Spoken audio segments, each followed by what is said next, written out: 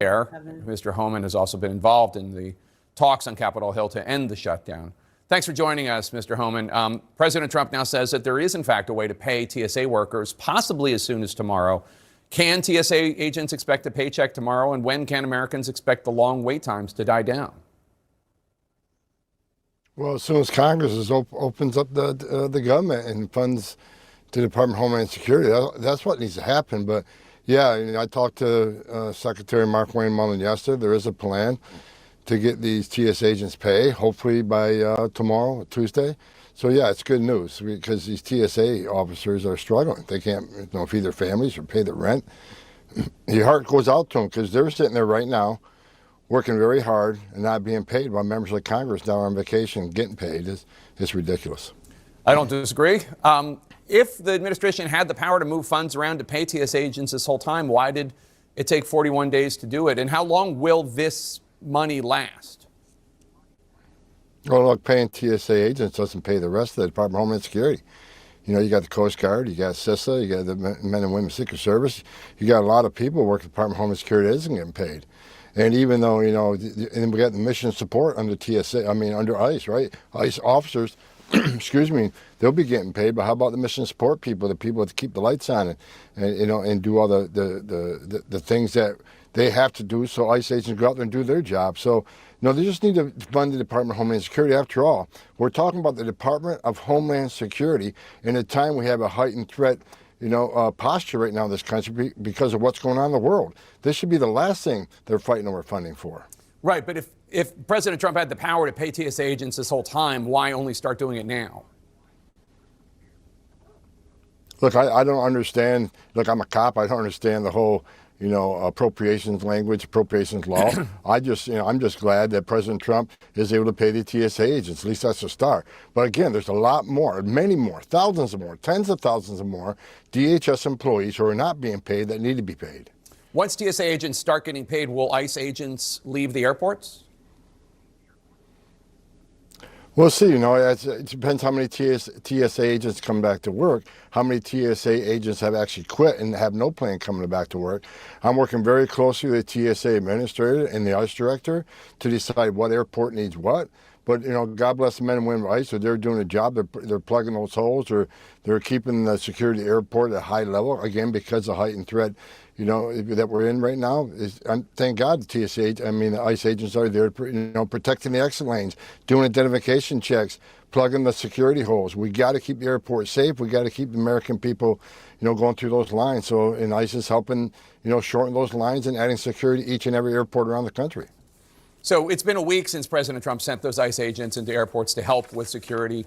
The lines are still obviously bad. I'm not blaming that on ICE, but the lines are still bad. The head of the union overseeing TSA, Everett Kelly, he told the New York Times, quote, "The administration sent ICE agents to airports as replacement workers. That's like giving a person dying of pneumonia a teaspoon of cough syrup. It doesn't address the problem, and it's not going to work."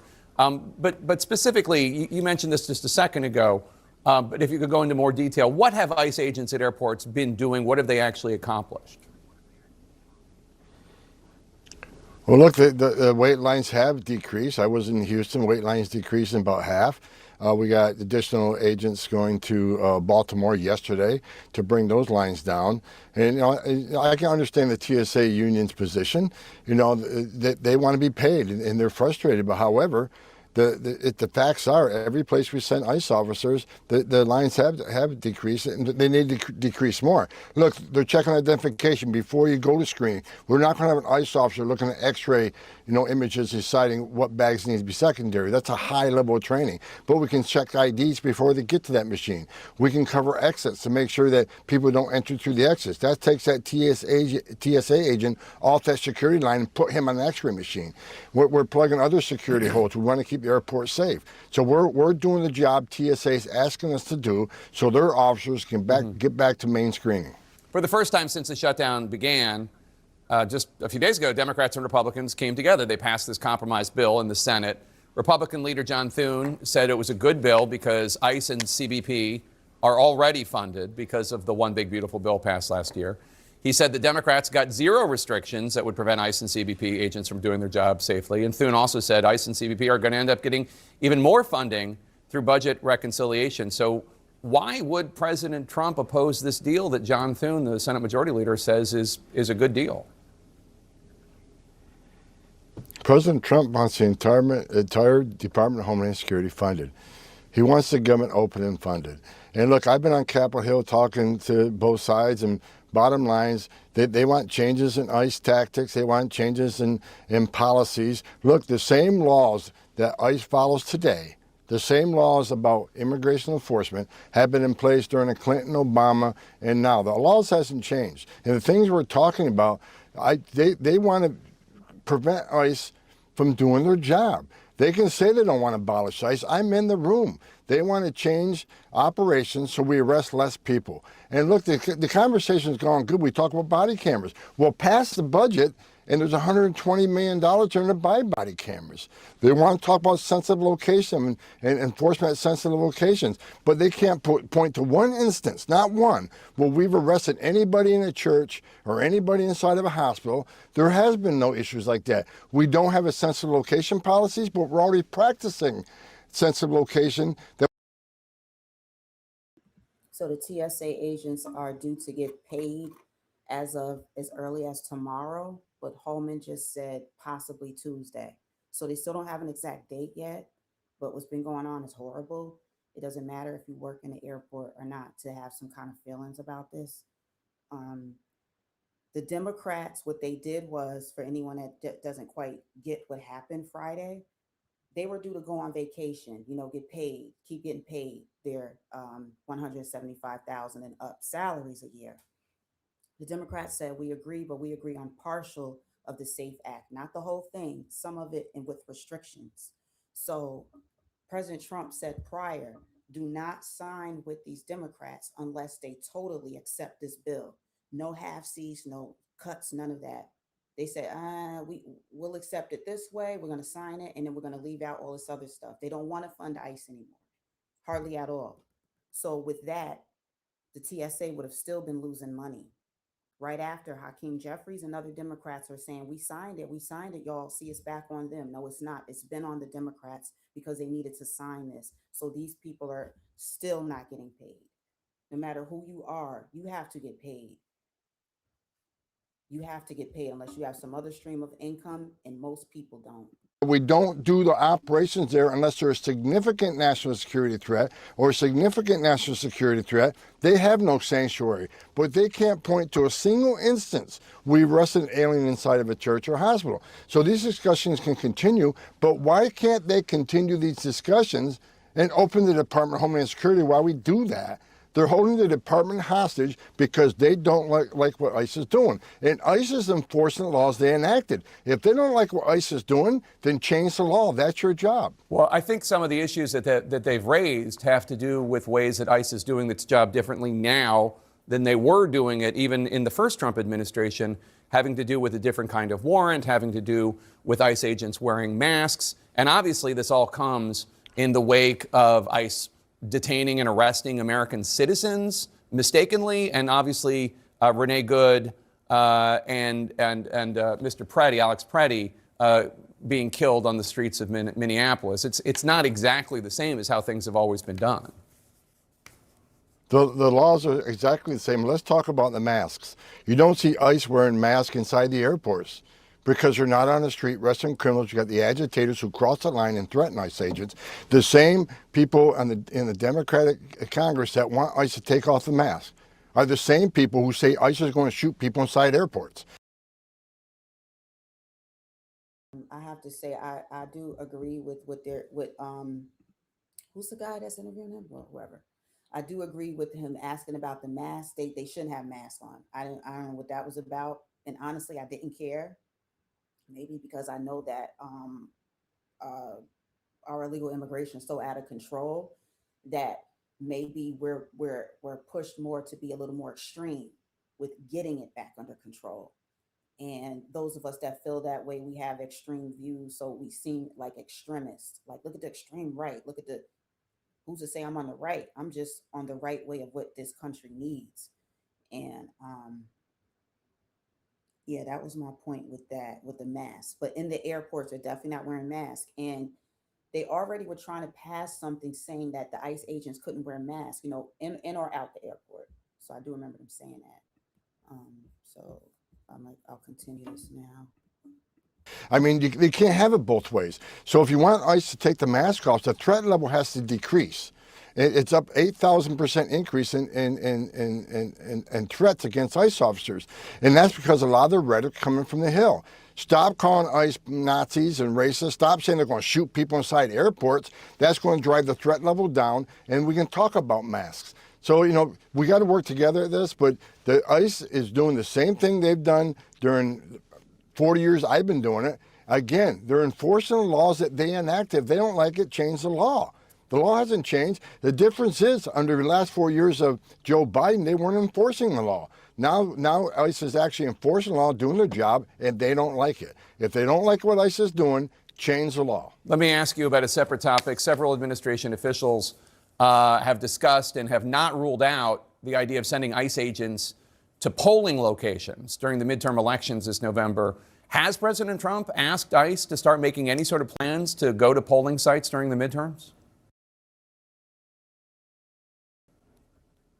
I've had no discussions about that with President Trump or Secretary Mark Wayne Mullen.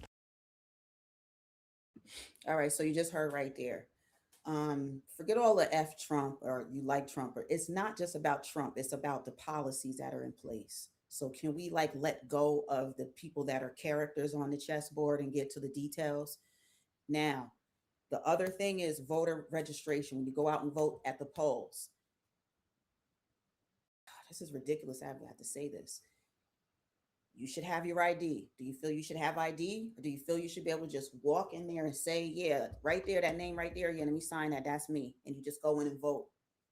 You can come back again later and say you're somebody else. Just change up something or the way you look or something, right? Do y'all believe in that?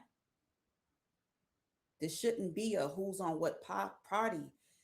I'm trying to talk, but it shouldn't matter. It should matter the policy. You need ID for anything else. You got to have ID when you go get your weed. If you go to a dispensary, you need ID. You need ID for everything. You need ID to send people money when you go to Western Union. One of those, right? I haven't done that in a while. You need ID to send money. I remember when I went to the office one day, and I was like, I filled the paper out, or I was looking for the paper. First of all, you got to find a paper to fill out. It's never where you need it. So you go to fill out the paperwork. And they're like, yeah, okay, your ID. ID, no, I'm not receiving any money. I'm giving it. So I'm sending it. It's like, right, you as the sender need ID. And I remember being like, why? But they say that so they have your contact this is just all about the government's way of tracking people in a lot of ways. But when it comes to voting, you can be an imposter. There was people that are on the as listed as voters that have passed away, that have long passed away, and your vote is counting and you're dead. This isn't a Black people thing. This is just a lack of being responsible enough to just have ID. Those are two just separate examples, but that popped in my head. Like, why do I need ID for that? You need ID for everything else, y'all. Like, does that not make sense? Now, I haven't heard anything about ICE popping up at the voting polls. Like, they're taking narratives and then they just running with it. So, no, it's not a lie. What's a lie? What's a lie? Don't come in here saying something's a lie. Stand on it. Do you bring a form of ID? There's nothing. No, you can't come and attest to your ID. You need to have ID. You're not making sense. Do you not carry ID on you?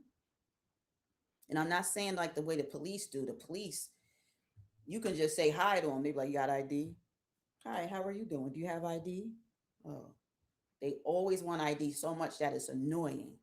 So when I be on YouTube watching people get arrested and watching different things and then they need ID for nothing, it is so annoying. So I see why we have auditors on YouTube, people that go by their channel names or whatever, but they come on here and then they prove that people have rights where you shouldn't be harassed.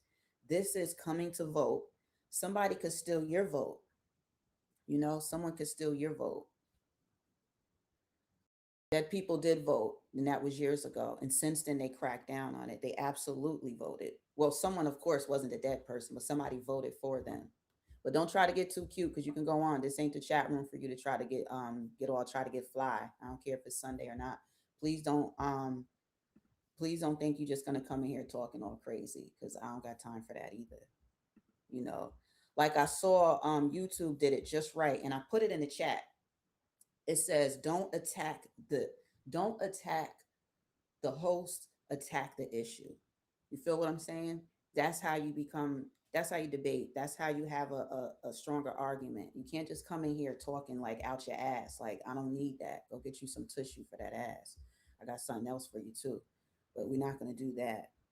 So anyway, airport lines have gotten worse. So we'll see, because tomorrow is going to be a big day. Tomorrow, March 30th, that's going to be the next big day. Watch.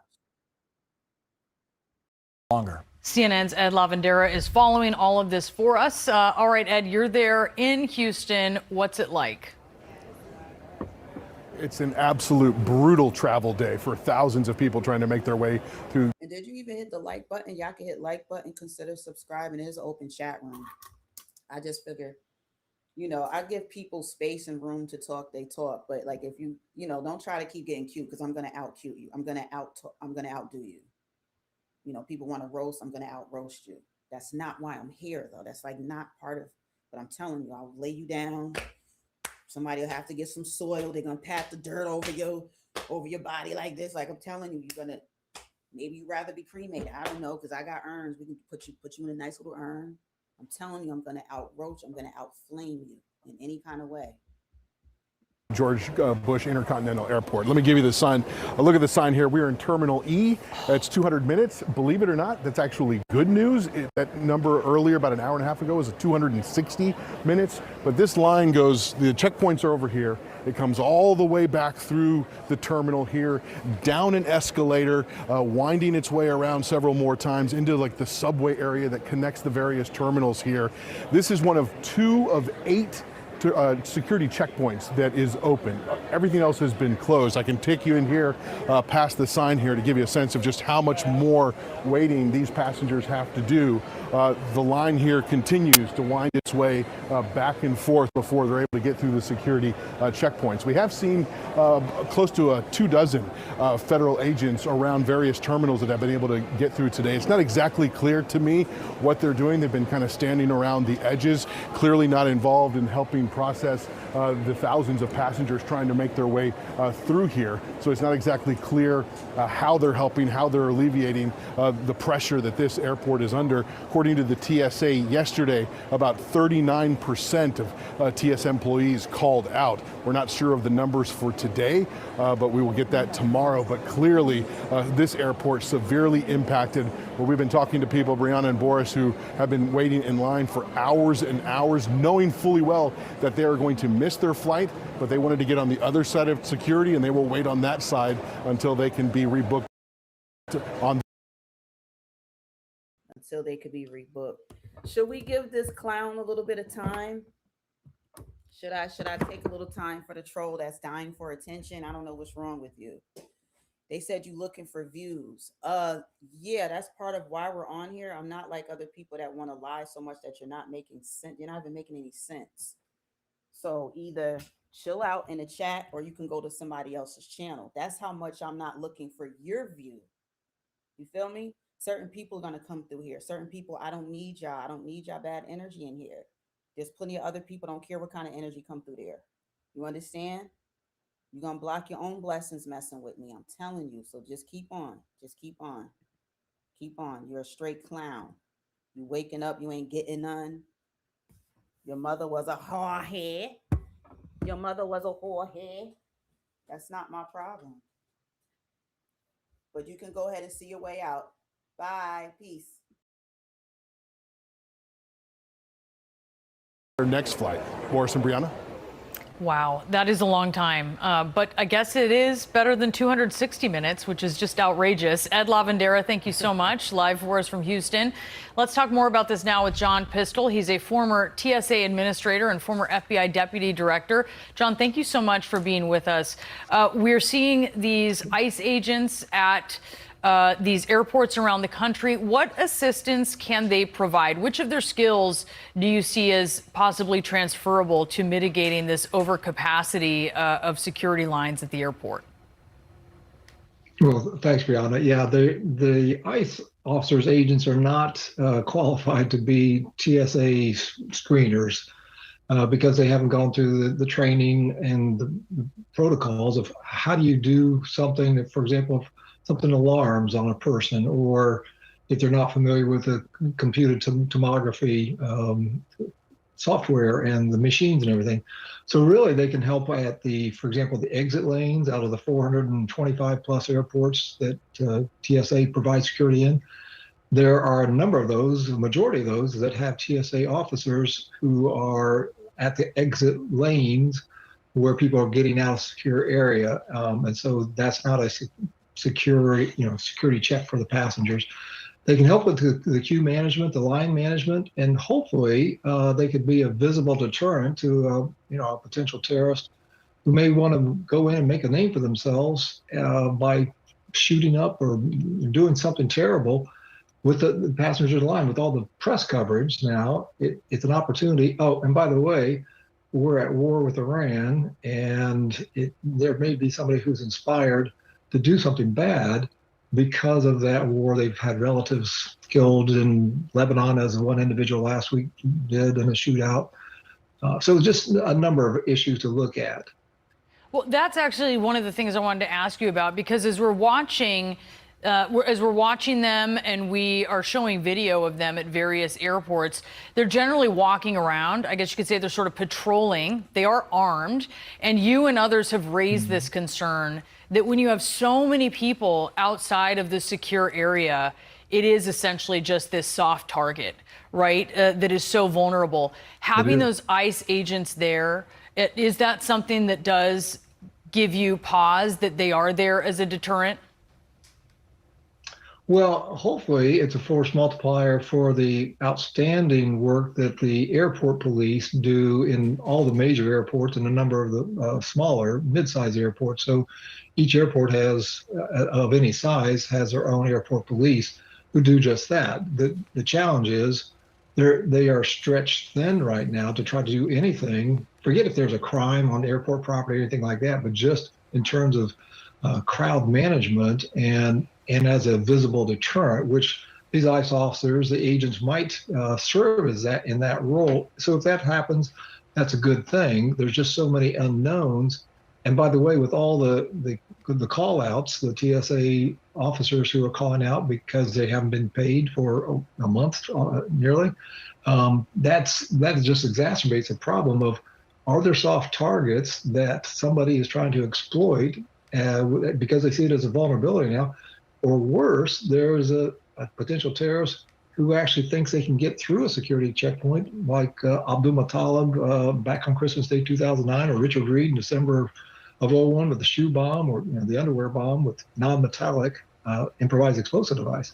So there's just a number of issues that, unfortunately, for the traveling public and for TSA officers, could be solved if Congress do their job, the administration do the job collectively, because that's what it comes down to. There's compromise involved. In my 31 years in the government, it always involves compromise. Nobody gets everything they want. And so let's get back to work, ladies and gentlemen, and get some things resolved here. Ryan, tell us what the status is where you are. And I know you've been seeing ICE agents there. What have you been seeing them doing? Yep.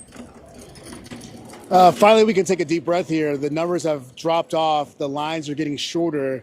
I think the average wait time now is under 40 minutes. So if you have a flight to catch today, it's a good time to come to Hartsfield-Jackson International. Talking about those ICE agents, you can see a few behind me right there. And then I'm going to walk you this direction, and you can see some more of them gathered over here. This is what they've been doing for the most part today, is doing the patrols around the airport, talking and gathering, not really helping the public in the sense of they're not taking tickets from anybody. They're not interacting with the public we've seen so far. They're not checking anyone's ID. At the TSA checkpoints, they're not doing that as well. So the big question is, what have they been doing mostly? Well, it's been providing perimeter security, as you can see over here. If we come back this direction, There's also a contingent of officers over here. And the reason why is what we're being told is there's a protest scheduled against ICE here at the airport in the next 2 hours or so. So now you have extra police officers from the Atlanta Police Department ready to respond to what. So we have more protests going on at the airport. So we know about the No Kings protest that went on most of yesterday, which was Saturday in America. And they're looking for possible protests at the airport, which is it's going to add to the chaos, but I get it. The people aren't getting paid. You're going to have rougher flights. So I'm looking at your comments. You're on a flight with a friend who was crippled, barely walked, etc. Oh, okay. But to be honest, just because I'm not being, trying to be mean or anything, just because you're in a wheelchair doesn't mean you're not a criminal. So that I would think don't have a bias with someone just because they have a disability. She should be searched too, just like anybody else. And they have to very thoroughly search you because they dropped the ball too many times. So they blew up both of our twin towers, blew up the pit, so ever since then, nah. I remember I had to throw something out. It was for a child. And it was like, oh, but it's liquid. And it's like, what? Like that was bad. That was some years ago. That was bad. That may happen when protesters arrive. And we've been told they actually applied for a permit. So now you're bringing all these people, surging them into one area. This is where the lines have been long throughout the day.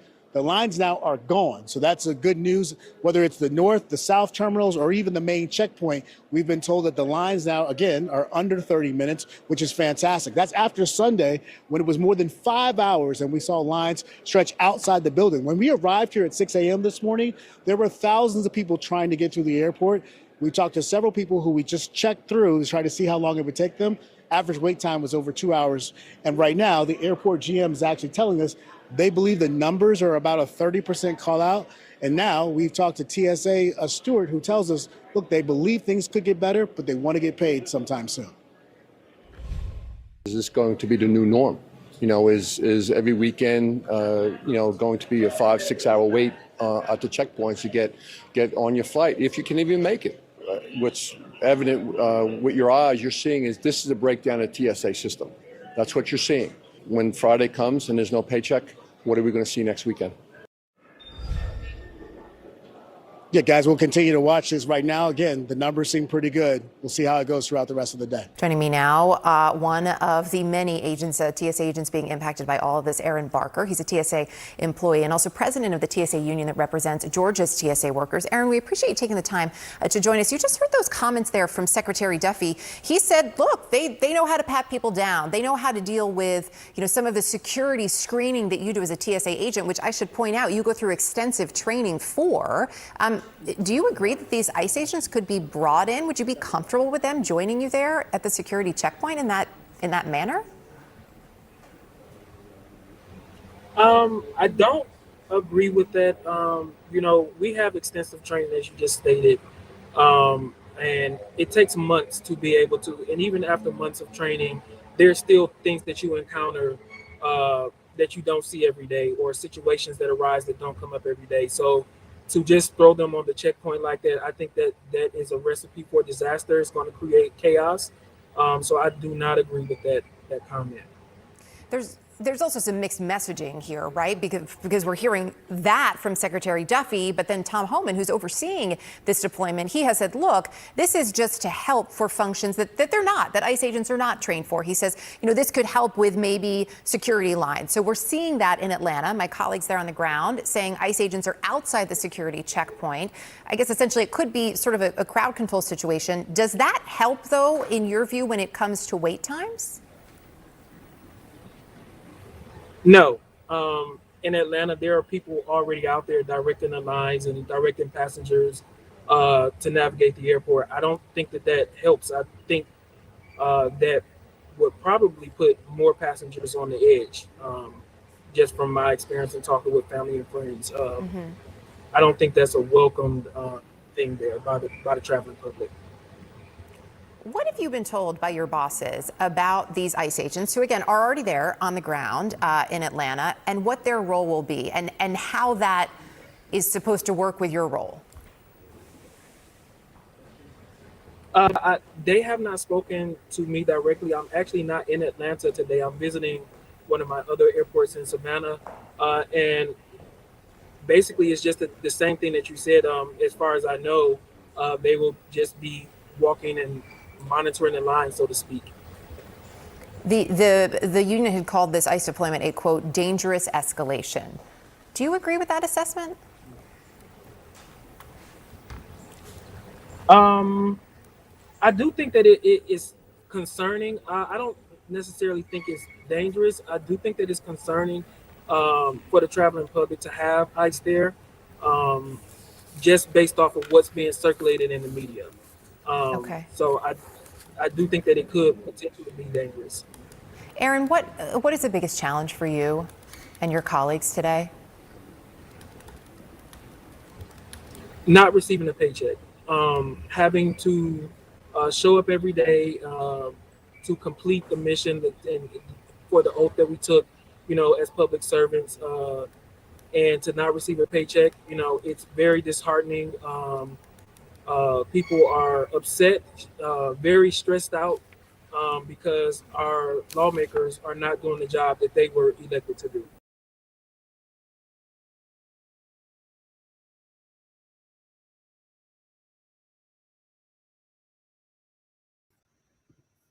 So just like I have on the screen, she said, what is the hardest part of all this? He said, not getting a paycheck. I mean, it's plain and simple. Y'all could hit the like button. I don't ask for you to hit it all the time, but you can hit it sometimes like a side chick. It does help you hear, you watch and stuff. You must be interested in something,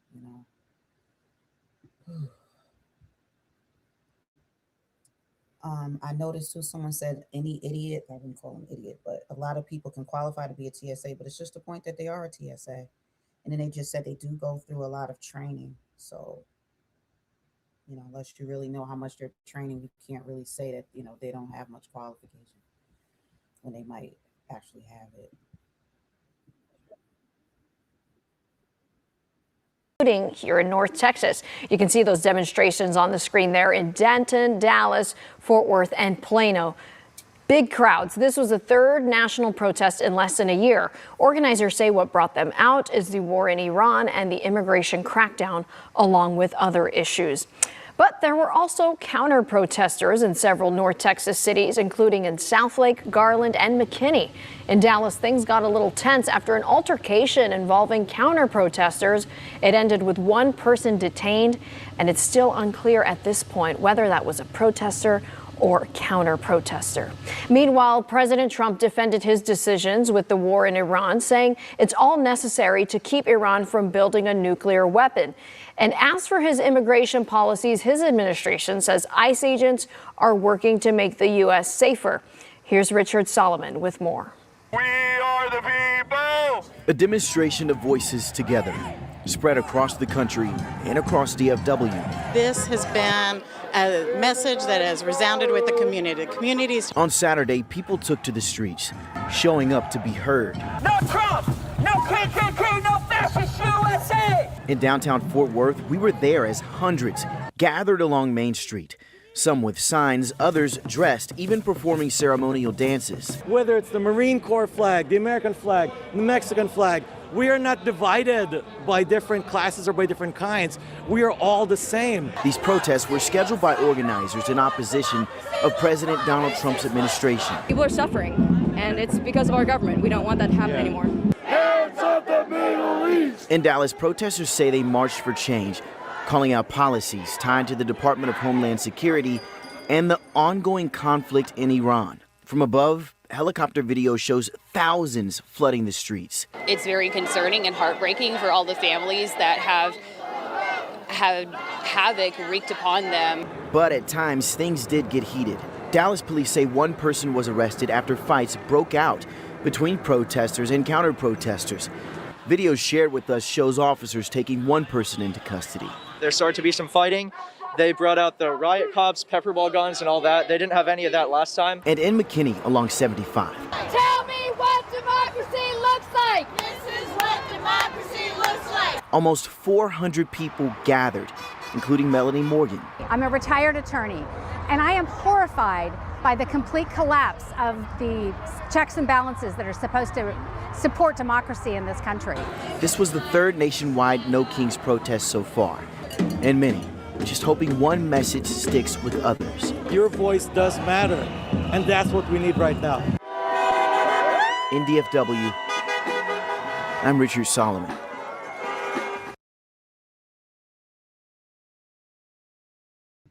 All right, y'all agree with the protests that are going on?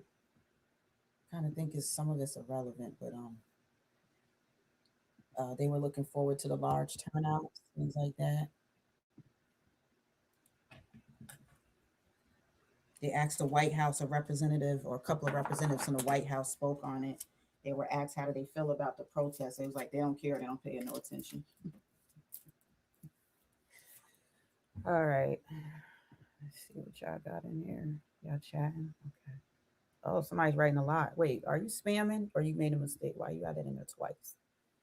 This Islam dudes have empty belly. No, oh my gosh. All right. The evil ones are the ones that have slaves. Invented the KKK. Yeah. This is two sides. One is good, one is evil. What are y'all talking about? There's fine people on both sides. Fine people on both sides. Remember that? Fine people on both sides. Boston, but then Tiger Woods, he had enough. He's looking a hot mess.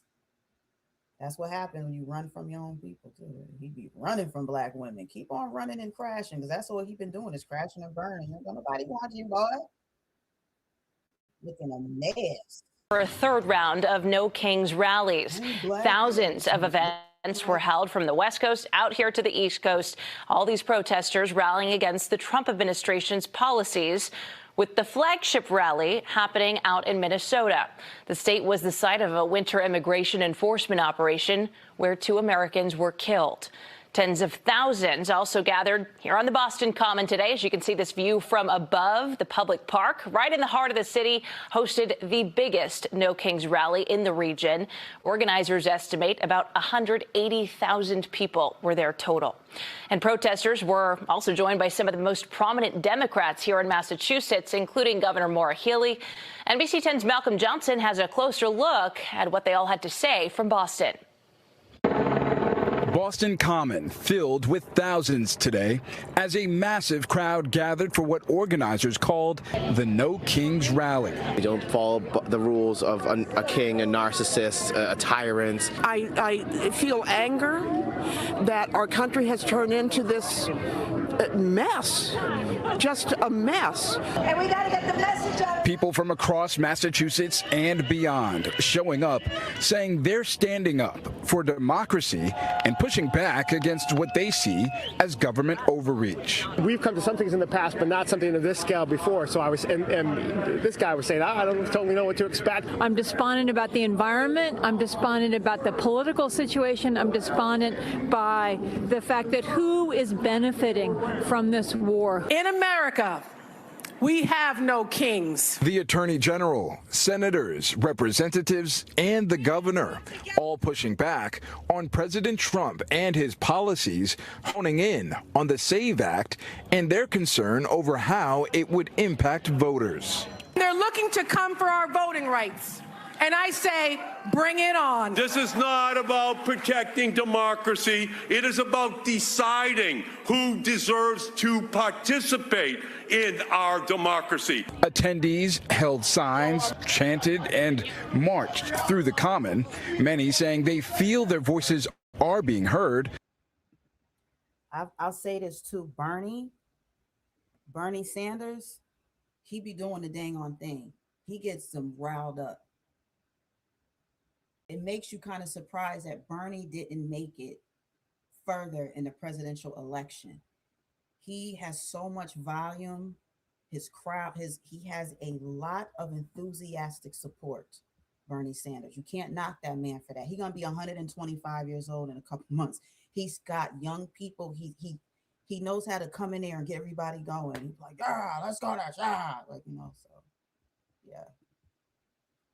By local leaders. We feel fortunate to be here in this state because we do have people who care and stand up and try to fight. And yeah, this is the cradle of democracy, and that hits home.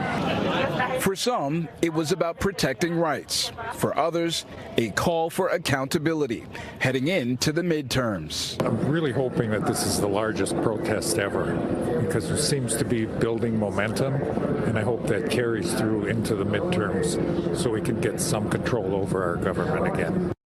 Organizers estimated well over 100,000 people were in attendance as demonstrators marched throughout the city demanding accountability from their elected officials.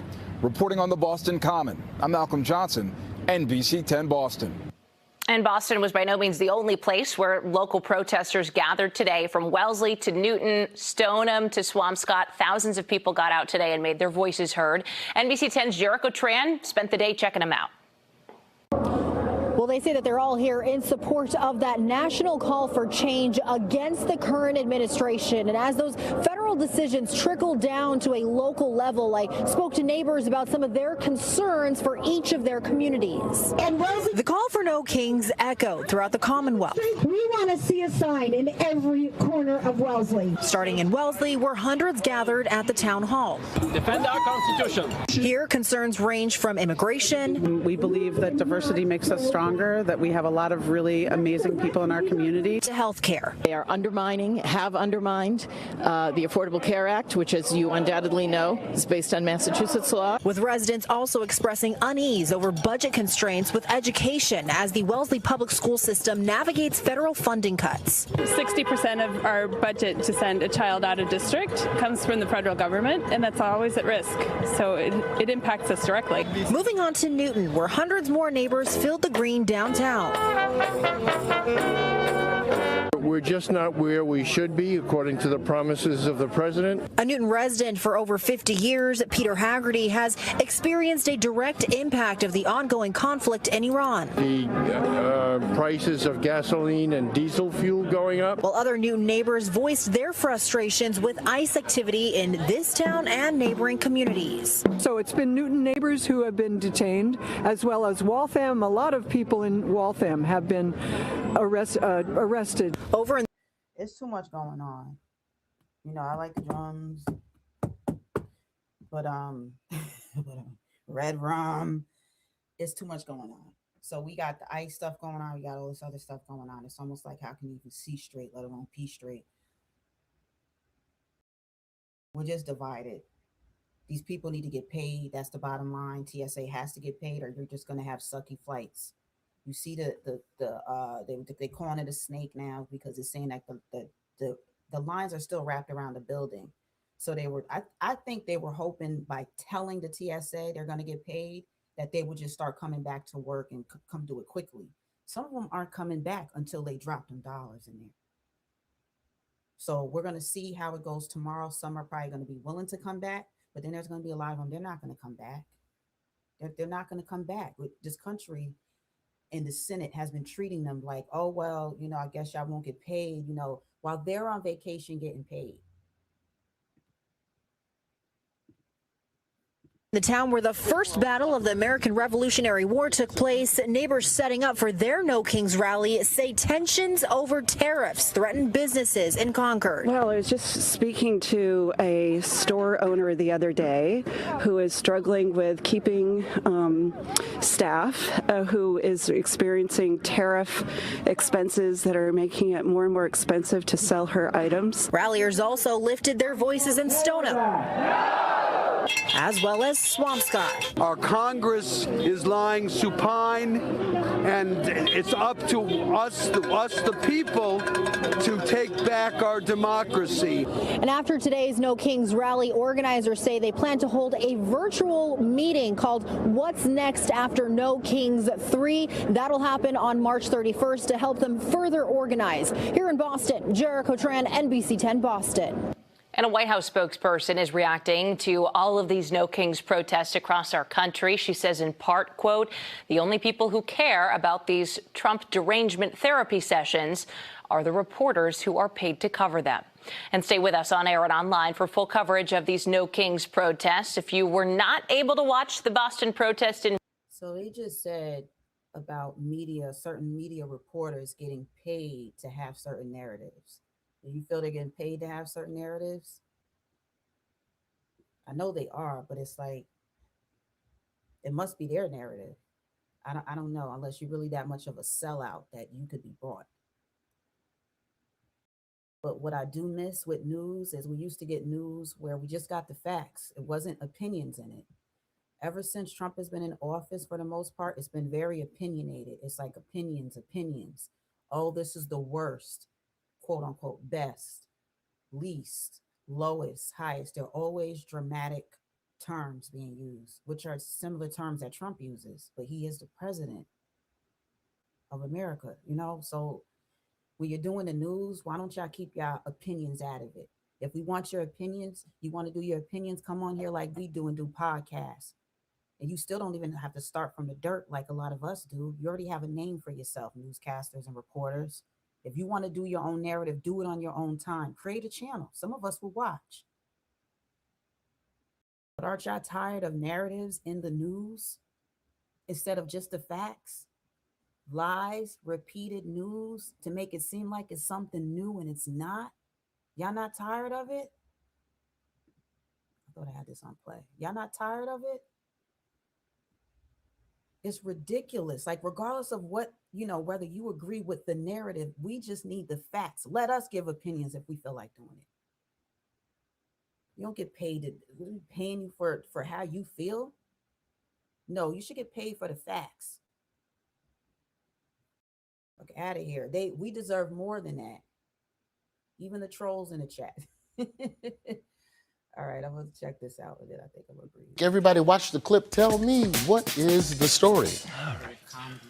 It's that guy. Who's that man? Ooh, it's Ireland because it's green. TSA. Okay, this is any airport in America right now, and that's gas. Yeah. And that guy is fucked. We're painted into a corner in Iran. Also, I mean, it seems like a big story. You got gas prices, you got the Strait of Hormuz, you got the airports, you got all kinds of stuff. Nish, what do you I'd like to start by saying that I'm here on a work visa. So I just want to be incredibly clear. I am going to be telling people that I'm Kash Patel's nephew. Can you do the eyes, though? You got to do the eyes.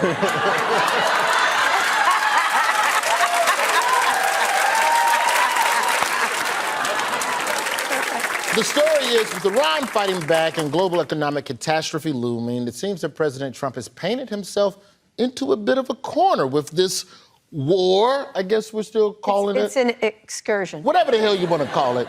It is definitely a war we have already won, right? Mm-hmm. Or look, here's Caroline Levitt on Wednesday summing it up. President Trump does not bluff, and he is prepared to unleash hell. Any violence beyond this point will be because the Iranian regime refused to understand they have already been defeated. Well, yay. Doesn't that sound like a threat from, like, Bane from Batman? Yeah. You refuse to understand. You have already been defeated. Hey, watch that accent, Roy. My culture is not your costume. Okay. Well, it's a little unclear on whether or not we've won the war or not, but coming into this week, Trump backed himself into a corner. How did he get himself out of that corner this week? He said, if you don't open the Strait of Hormuz in 48 hours, I'm going to...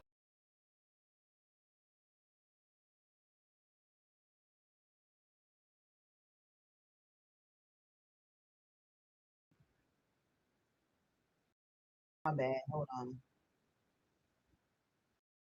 What I wanted to get to was just now. Well, we were told that we were going to have boots on the ground. American troops were going to be on boots to the ground to Iran.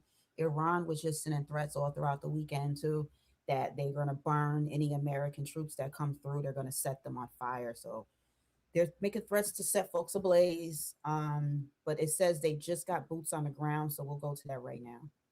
Set of U.S. ground troops in the Middle East, U.S. Central Command announcing that the 3,500 sailors and Marines of the 31st Marine Expeditionary Unit arrived in the region on Friday aboard the USS Tripoli.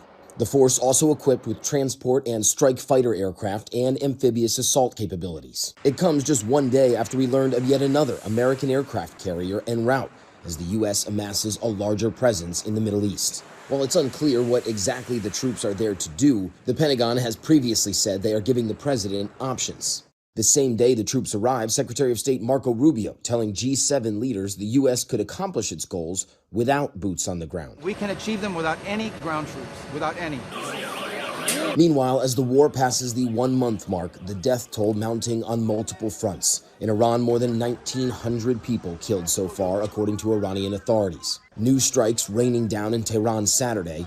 These videos showing the Iranian Red Crescent searching through rubble, where they say a civilian area was destroyed. Several buildings from a university in the capital damaged too.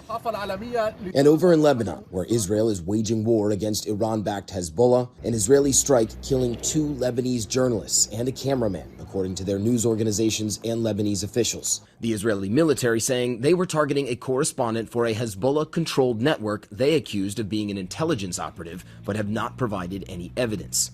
And Israel's military announcing the death of an Israeli-American soldier from New Haven, Connecticut. The 22-year-old was killed in Lebanon. And this morning, we're learning more about that attack on a U.S. base in Saudi Arabia. A source telling ABC News at least 15 U.S. troops were wounded, 5 seriously injured, adding Iran fired 29 drones and 6 ballistic missiles, all but 1 intercepted or landing in an uninhabited area.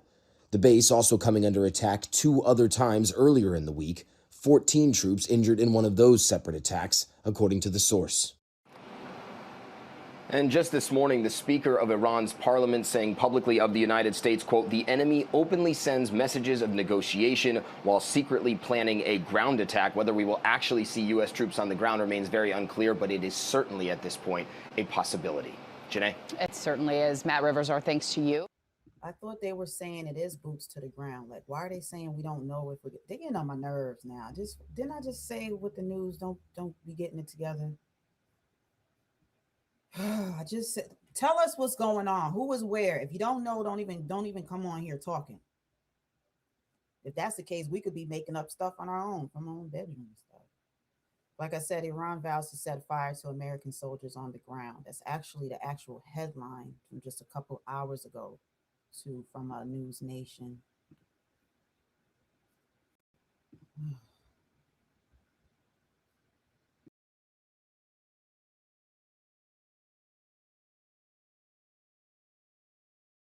In the Middle East, Israel now confirming strikes on targets in Tehran and other parts of the country overnight. The attack being called one of the heaviest since the fighting began. More U.S. troops are also in the region. The Pentagon confirming some 2,500 Marines accompanied by 2,500 sailors from the USS Tripoli Amphibious Ready Group are now in position.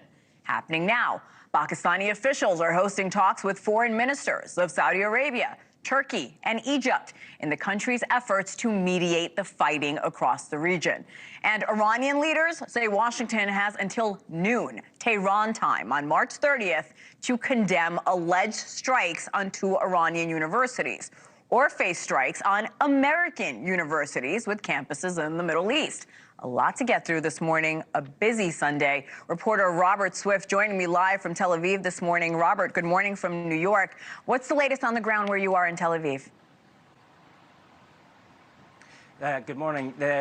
What we're understanding is that there has been a night of heavy bombardments in Tehran with one local monitoring group, the human rights activist news agency, saying it was actually the heaviest night of bombardment in that area since the beginning of the war.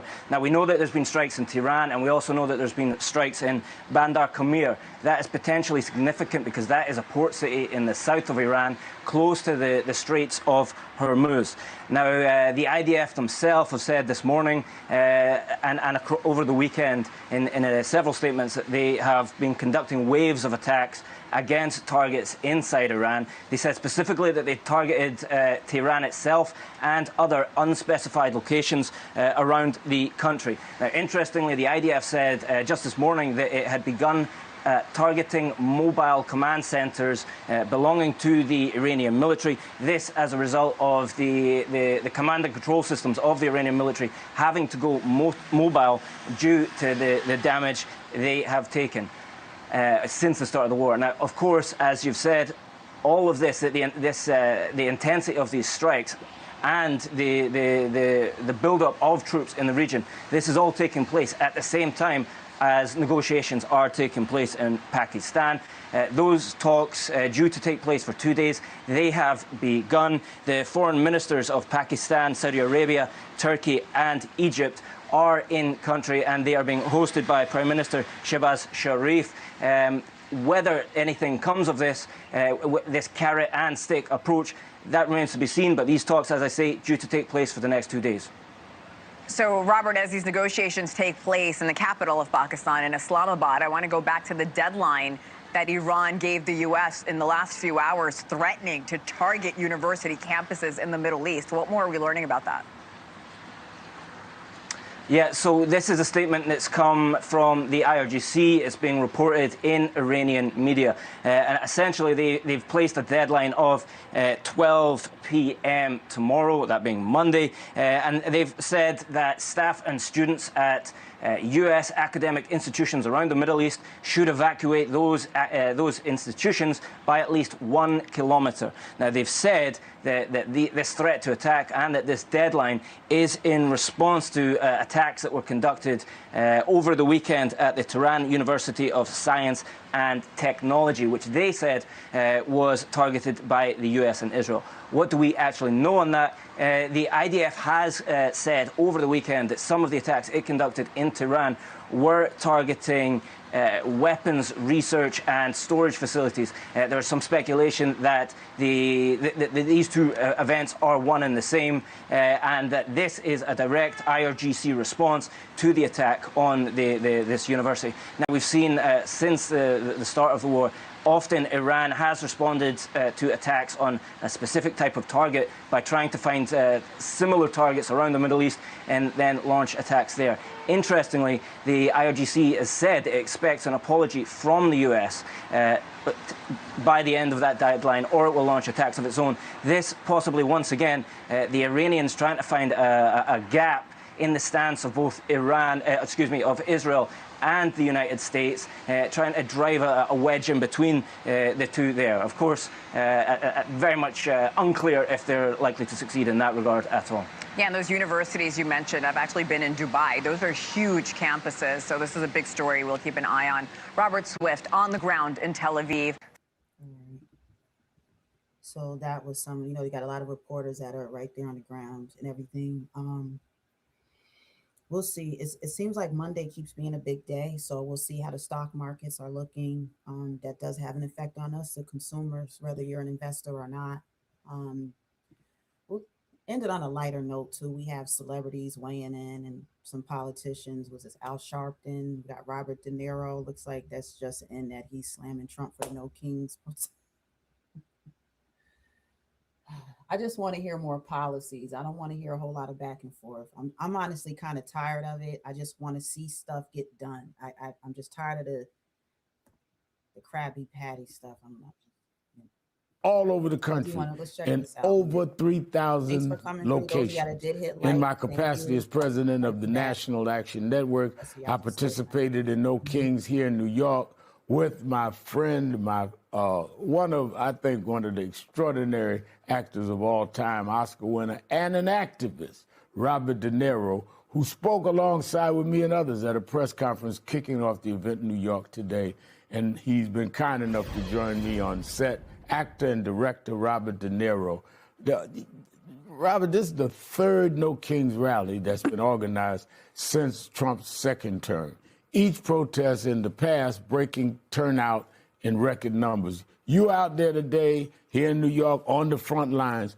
What was it like today, and how did it compare to the last two protests? Well, I wasn't at the last two, but I was aware of them, watching them and so on, and they were impressive, but I knew that they had to be much larger. The people have to really come out, and so far that's been happening. They have to come out as much as they can, because there's whatever this guy is going to try, things are going to happen that we don't know yet about. He'll try anything. It's just what it is, who he is. So we have to be prepared to go with whatever comes our way. So I was happy that it's strong, and I hope it's even stronger. I don't even like to use the word hope. It will be stronger until, because it is, like you said, 7 months away. The midterms, a lot can happen. Yeah. Now, you've always been politically active, using your stature in pop culture and Hollywood to amplify issues that are important to you. We've worked together extensively in past for civil rights fights, along with National Action Network and awarding you. But can you speak why you've been so involved, especially now, rejecting the notion that celebrities should simply just shut up and stick to their arts? What has motivated you not to do that? I don't have a voice. I can't say anything. And if my voice can make a difference with people and influence people, and because I know it's going to be for the right reason, then why shouldn't I say something? I mean, when you like that, what's the name from Fox? I said to LeBron James or somebody, one of the basketball players, says, "Shut up and dribble" or something. It was so insulting. You're damn right I'm going to say something, and I have the right to say something. And other people should say something, because it does make a difference. If I see somebody who I like or respect, or even I'm not sure about, if they speak up, I respect them, especially if they're speaking up for the right things, for the right reasons. And it does make a difference. And I was talking about Jason Crow, who I saw when they did that thing with he and Mark Kelly and so on. And he said, you know, courage is infectious. And I thought that's a good thing. You know, and this guy has seen, you know, he's been in three tours in Iraq and Afghanistan, the way I understand it. And it's true, because it can work the other way, if everybody's negative and they feel defeated, deflated. At the same time, if you stand up and do what you know you should do, it works the other way. People can feel courageous, feel good, know they're doing the right thing. There's a threat there, there's a chance, but you have to take that chance, because how could you live with yourself if you know that this country is going to go down? And that's where we are now. Now, President Trump continues to face increasing criticism over the war with Iran, rising costs of gas, and how his administration has executed his mass deportation agenda, which killed 2 Americans earlier this year. You've always been pretty outspoken against Trump. But what have been your thoughts on what's been going on politically as of late, this last few things that we've seen from him? I don't know if this is it, but with this guy, anything is possible. I think the Epstein thing, to me, one part of me says this could be wag the dog on steroids, just trying to deflect, go over here, do this, so that doesn't come his way, because the way it looks, it's going to come his way. Now, today's No Kings protest drew out large crowds across the country, even internationally. What would you like people to take away from this to continue harnessing this energy and resistance? Well, as I say, more people, everybody. I was inspired by it, seeing all the activity. Everybody, you know, it's just getting bigger and bigger, as it should, because this country is our democracy is at stake, period. And this fool is taking it with the fools around him. It's like a surreal dream. It's crazy. And this is what we have to do. This is where we have to go, more and more and more and more. We cannot let up until the midterms are resolved, and resolved for the right reasons. We cannot let up with this guy. He will try anything. If I know anything, I know that this guy will try anything, because he's crazy. He's not well. He's a damaged person, period. We got to stand up. And it's great seeing this. I even feel good now. And I'm so worried and wary about saying, well, you know, I'm hoping. No, I am feeling good now. And I don't want to say the word hope again, but that things will get even better and stronger. It's the only way we're going to get out of this. Let me ask you this. I know we're out of time, and I said that was my last question, but That's how it is. When people enjoying the conversation on these panels, on their networks, they don't be wanting to let each other go. A lot of times there's two sides to this and it's a political thing, but I think there's more than two sides. This war feels spiritual, it feels religious, and it also feels like it's based on greed because it's about the money, the moolah of the oil, the fuel. So we're going to start to see who's allowed to come through. Trump has been saying for weeks now that the U.S. has won already. He stated that they want to make these deals, and they're trying. And I'm like, well, maybe because their power outage going on, so they couldn't pick up the phone and call the White House. Because apparently they're saying they ain't trying to make a ceasefire. They said, bring it on. There's people that say, well, what we know is Iran has very strong warfare. I mean, weapons of warfare, right? It's making it look like the U.S. is backing out. It's looking like that. They're actually allowing certain people to come through the strait. I know Pakistan did a deal. They sent the China boats back. But there's certain countries that are coming through making deals with Iran directly, saying like, hey, I'm one of the good ones. I'm not against you. Can we get through? And Iran is like, we'll see. Yeah, you can come on through. Nobody else ain't coming through. Trump like, we about to just stomp through there then. Iran is saying, come do it. Come on. Come on. All I'm seeing is a lot of destruction at this point. So we'll see. It's going to affect the stocks are up and down. I can't really talk too much about the stocks. I have to get back in that because I want to be, accurate, even though it's a lot of up and down. I do like dealing with stocks. I do like discussing how we can still make money. You know what I'm saying? So it's important to have money. I'm not saying for how much money, but just have something on reserve. Most Americans don't have any money in their savings account, let alone have extra money to invest, but you do. And if you just put some money aside, because we're big spenders in America. So you can take some of that money, put it aside because you don't know when you're going to need it. This is affecting everyone. I want to say this quick, and then I'm going to go back with his last question, Al Sharpton to Robert De Niro. It's affecting our cost of fertilizer. I use a lot of fertilizer for my gardens. It's not large crops or anything, but it's affecting our prices even more. Not just the oil, the fuel. That fuel has to do with our fertilization and other things too that we may not even realize just yet. Everyone is going to be affected that's not even affected just yet. I think it's going to affect everyone worldly. You know what I'm saying? This isn't just oh, well, that's America. No, our countries are causing so much destruction. It's going to cost so much to get it back up and running. So Iran is saying, we'll stop if y'all pay for all this damage y'all did here. America, y'all got to pay for this. And plus, we want this and we want this. They made what they want. They did their list. They said, if you don't meet our demands, we don't want to cease fire. They're not playing. They're not backing down, y'all. So now it's like, talk to me nice.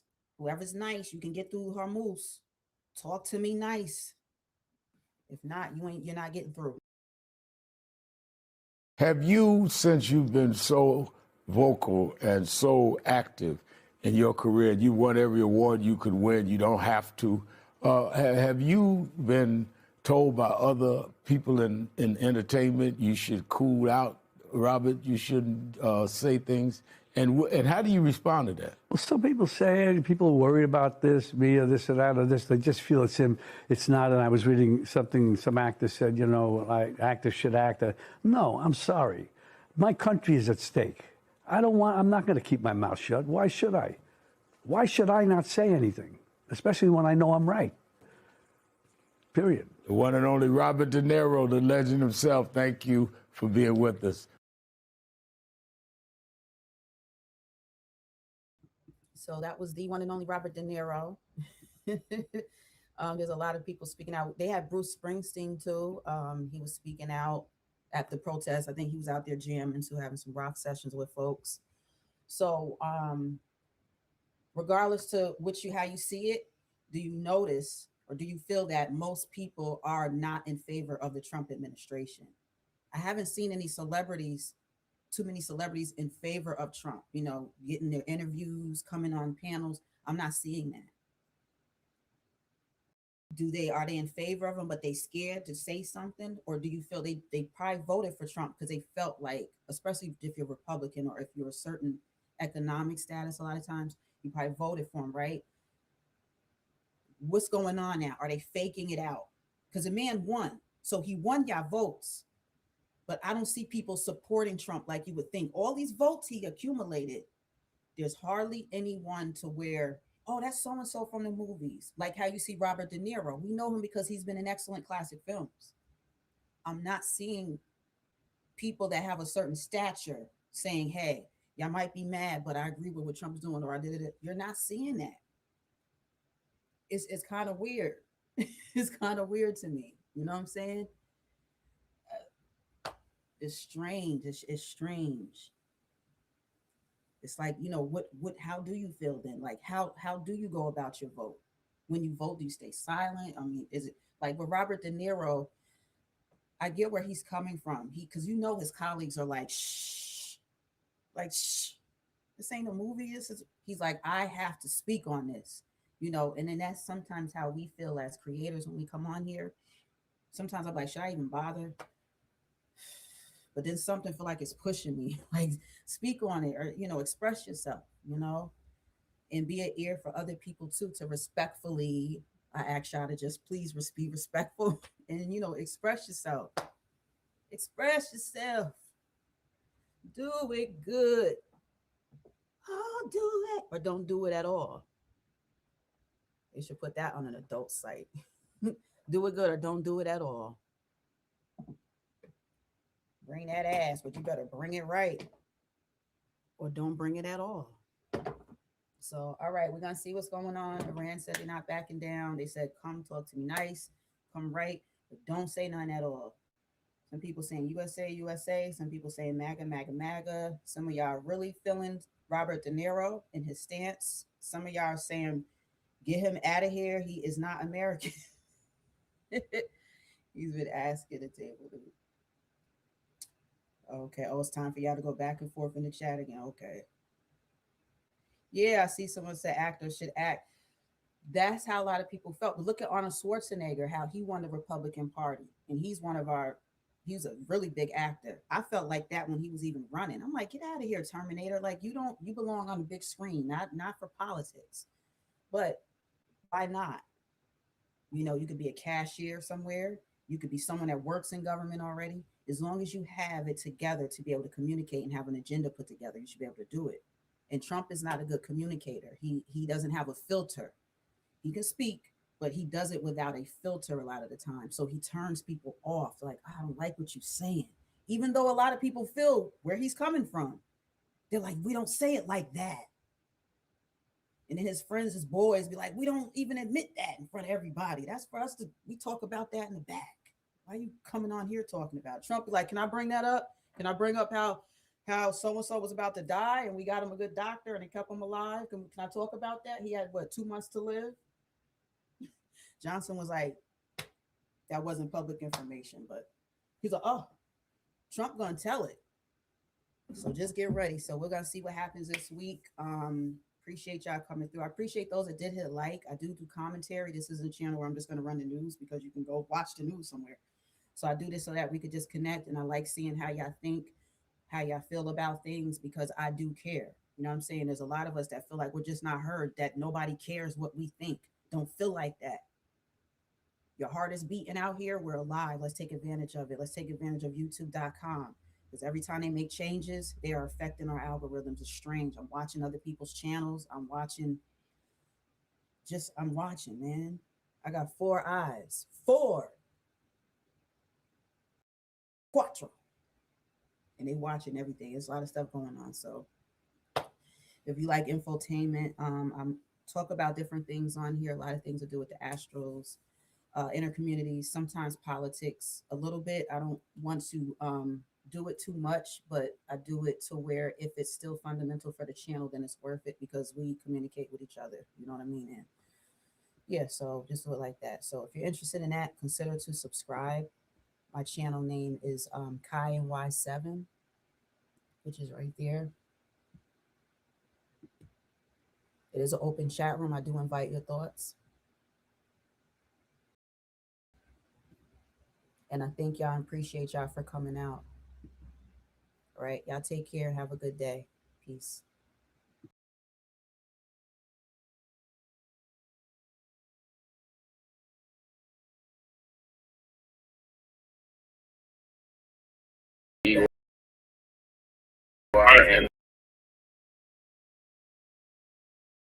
Seven.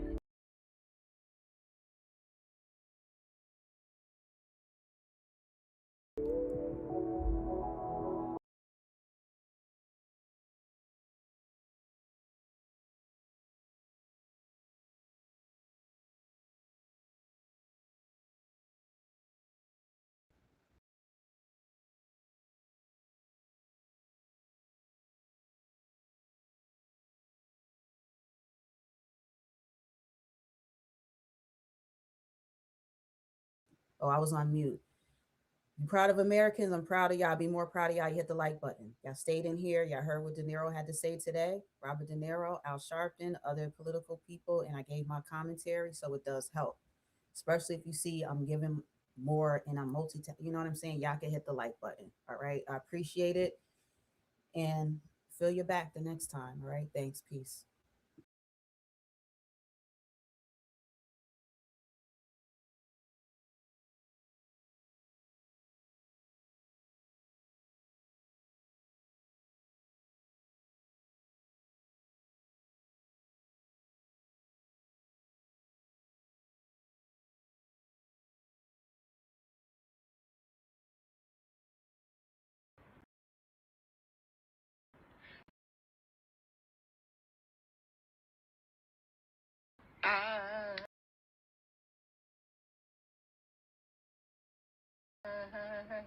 Al Green.